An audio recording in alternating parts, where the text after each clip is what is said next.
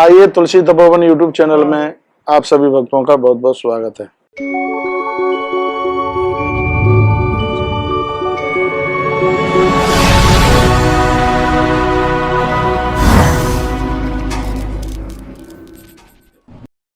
आइए, इस समय आप देख रहे हैं तुलसी तपोवन यूट्यूब चैनल। इस चैनल में हम रोज की तरह आज भी चर्चा कर रहे हैं बैसाख महात्म्य की, और इस वीडियो को पूरा सुनिए।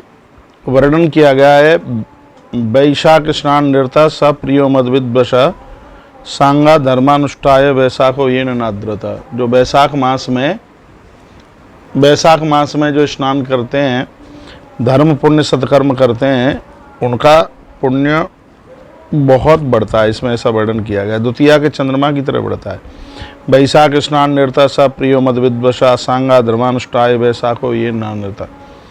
महीने वर्ष में 12 महीने होते हैं, यूँ तो हर महीना सत्कर्म करने को लायक है, लेकिन इसमें लिखा है कर्मणा सतु चांडालो नात्रम कार्य विचारणा। चांडाल व्यक्ति भी वैशाख महात्म्य की सिर्फ कथा सुन करके उसका उद्धार हो जाता है। तो वैसाख में सत्कर्म किया जाए, स्नान किया जाए, तो ये तो बहुत बड़ी बात हो जाएगी। धर्मई सूक्ष्म प्राणाना तृप्यासो नृपय। गुरुदेव वशिष्ठ कहते हैं, राजा अम्बरीश को ये कथा सुनाते हैं। मुनि वशिष्ठ ने यह विचार किया कि राजा को यथार्थ यह बात बता दी जाए कि राजा स्वयं बैसाख की महिमा समझे और अपनी प्रजा के द्वारा करावे। तो इसके ऊपर गुरुदेव वशिष्ठ ने बहुत ज़्यादा जोर दिया। कहा, हे नप, आपने मुझे महीने के बारे में पूछा था, तो मैंने आपको ये बताया कि महीने में बैसाख मास में सत्कर्म का कितना बड़ा प्रभाव है। जो मानव बैसाख स्नान करते हैं वह भगवान विष्णु को अति प्रिय होते हैं। जो पुण्य स्नान दान तथा अर्चना इत्यादि करते हैं, उनका एक एक अंग पावन हो जाता है, पवित्र हो जाता है। बिना बैसाख स्नान तथा दान किए जो कोई बैसाख मास व्यतीत कर देता है, वह मनुष्य निसंदिग्ध रूप से बिल्कुल सर्व चांडाल के रूप में ही उसको माना गया है। जो मानव बैसाखोक्त महान धर्म द्वारा श्री हरि की आराधना करता है, हरि उसके धर्माचरण से प्रसन्न होकर के उसे अभीष्ट फल प्राप्त कर देते हैं। रमापति जगतपति भगवान प्रभु श्री नारायण उस व्यक्ति के जीवन में किसी भी प्रकार की कोई कमी नहीं रहने देते जो बैसाख मास में सत्कर्म करता है। किसी भी प्रकार का धर्म कर्म इस बैसाख के महीने में होना ही चाहिए। बैसाख महात्म्य की सबसे बड़ी महिमा ये है कि कम करने पर जिसका फल ज़्यादा प्राप्त होता है, ये बैसाख की महिमा है। बैसाख में सूक्ष्म से सूक्ष्म धर्म को जीव स्वीकार कर लेता है। जब इस प्रकार की भक्ति जीवन में चल करके आती है, तब भगवान विष्णु भी, नारायण भी उनके ऊपर अति प्रसन्न होते हैं।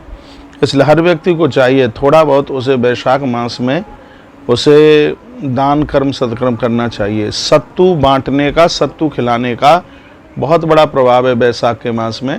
सत्तू में गेहूँ होता है और चना होता है, इसको भुनवा करके थोड़ा उसमें गुड़ रख करके गरीबों को, दीन दुखियारों को, ब्राह्मणों को, संत महापुरुषों को यदि बांटा जाए, सत्तू बांटा जाए बैसाख के महीने में, तो ये बहुत ही ज़्यादा इसका प्रभाव है, इसका बहुत ज़्यादा इसकी विशेषता है, इसकी बहुत ज़्यादा दान पुण्यता है। इसलिए यदि आप सक्षम हैं तो बैसाख के महीने में आप सत्तू वितरण करें, आप लोगों को सत्तू दें।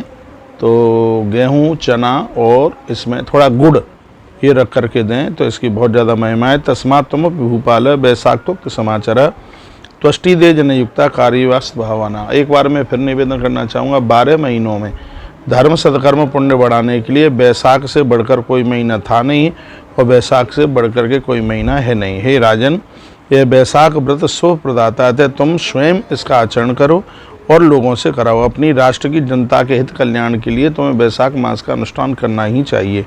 हे राजन, तुम्हारे राष्ट्र में यदि कोई अधम से अधम व्यक्ति है, उसके ऊपर भी जोर लगा करके उससे भी ये धर्माचरण कराओ, क्योंकि जिस राज्य में धर्म कर्म सत्कर्म होता है, वहाँ की धरती कभी बांझ नहीं रहती। वहाँ लोगों की तरक्की दिन दूना रात्रि चौगने के रूप में होती है। जिस राष्ट्र में नारियां सत्कर्म करती हैं, वहाँ पर बहुत अच्छी संतान का जन्म होता है। इसलिए हे राजन, तुम खुद करो और औरों से भी कराओ, क्योंकि यथा राजा तथा प्रजा। जैसा राजा होता है, प्रजा फिर वैसा ही आचरण करती है। यह गुरुदेव वशिष्ठ मुनि ने कहा।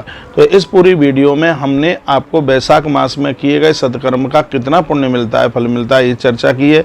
बैसाख मास में सत्तू दान का कितना बड़ा फल मिलता है, तो इसकी महिमा हमने आपके बीच में रखी है।